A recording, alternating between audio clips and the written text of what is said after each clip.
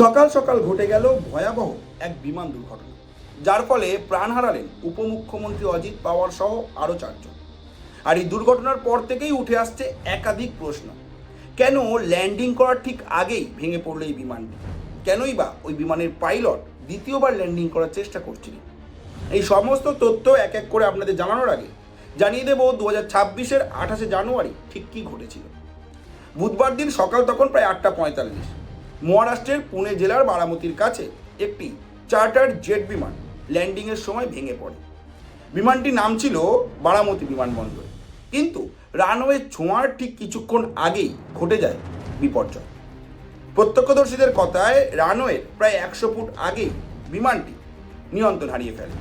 একজন প্রত্যক্ষদর্শী বলে, নিচে নামার সময় বোঝাই যাচ্ছিল বিমানটি পড়বে, আর তারপরেই একটি বিকট শব্দ হয়, আর তারপরেই বিশাল বিস্ফোরণ।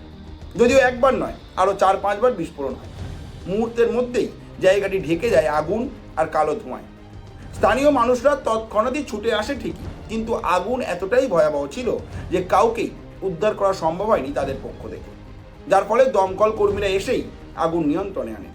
কিন্তু ততক্ষণে অনেকটাই দেরি হয়ে গিয়েছিল, কারণ বিমানের মধ্যে আর কেউই জীবিত ছিলেন না।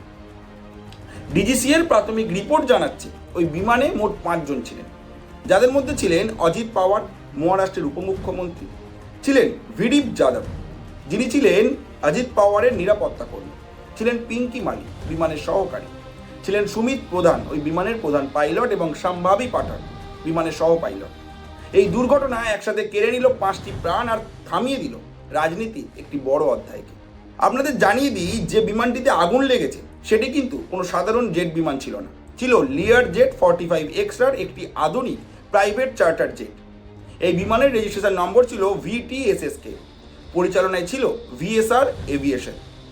আপনাদের একটি তথ্য দিয়ে দিই, এই একই মডেলের একটি বিমান 2023 সালেও একবার দুর্ঘটনার কবলে পড়েছিল, তবে সেবার কোনো প্রাণহানি হয়নি। কিন্তু আজকের ঘটনার পরিণতি মারাত্মক। রিপোর্ট অনুযায়ী এই বিমানটি উড়েছিল মুম্বাই বিমানবন্দর থেকে, গন্তব্য ছিল বারামতি বিমানবন্দর। উপমুখ্যমন্ত্রী অজিত পাওয়ারের জন্য এনসিপি দলের তরফ থেকে একটি বিশাল জনসভার আয়োজন করা হয়েছিল। সেই উদ্দেশ্যেই তিনি এসেছিলেন, কিন্তু শেষ পর্যন্ত আর গন্তব্যে পৌঁছাতে পারলেন না তিনি। এই ঘটনায় একটি চাঞ্চল্যকর ব্যাপার দেখা গিয়েছে। সেটি হলো, ঘটনাটি ঘটার আগে দ্বিতীয়বার ল্যান্ডিংয়ের চেষ্টা করেছিলেন বিমানের পাইলট, কারণ প্রথমবার ল্যান্ডিংয়ে সফল হয়নি। এর পিছনে মূলত 2টি কারণকে দায়ী করেছেন একাধিক বিশেষজ্ঞরা। 1, আবহাওয়ার সমস্যা, আর 2, যান্ত্রিক ত্রুটি। তবে কারণ যাই হোক, ডিজিসি এর তরফ থেকে এখনো পর্যন্ত কোনো সঠিক কারণ জানানো হয়নি। তাই যান্ত্রিক ত্রুটি, নাকি পাইলটের ভুল, নাকি অন্য কোনো প্রযুক্তিগত সমস্যা, সব প্রশ্নের উত্তর সেদিনকেই মিলবে যেদিনকে শেষ হবে এই ঘটনার পূর্ণাঙ্গ তদন্ত। তাই ডিজিসি নির্দেশ দিয়েছে পূর্ণাঙ্গ তদন্তে। ব্ল্যাক বক্স উদ্ধার করে flight data, cockpit voice record খতিয়ে দেখা হচ্ছে। রক্ষণাবেক্ষণের ইতিহাস, পাইলটদের শেষ যোগাযোগ, সব কিছুই খুঁটিয়ে দেখা হবে এই ঘটনায়। দুর্ঘটনার পর রাজ্য ও দেশের শীর্ষ নেতৃত্বরা শোক প্রকাশ করেছে। প্রধানমন্ত্রী নরেন্দ্র মোদী অজিত পাওয়ারকে নিয়ে লিখেছেন, তিনি ছিলেন জনতার নেতা। রাষ্ট্রপতি দ্রৌপদী মুর্মু জানিয়েছেন, এই ক্ষতি অপূরণীয়। মহারাষ্ট্র সরকার 3 দিনের রাষ্ট্রীয় শোক ঘোষণা করেছে। একাধিক সরকারি কর্মসূচি বাতিল করা হয়েছে। বারামতি জুড়ে এখন শোকস্তব্ধ পরিবেশ। এক কথায়, এটা কোনো বিমান দুর্ঘটনা নয়, এটা প্রশাসন, রাজনীতি আর নিরাপত্তা ব্যবস্থার জন্য এক বিশাল ধাক্কা। তবে বার্তা একেবারেই পরিষ্কার, একটি মুহূর্তের ত্রুটি সব কিছুই শেষ করে দিতে পারে। আপনার কি মনে হয় এই দুর্ঘটনার পেছনে আসল কারণ কি হতে পারে?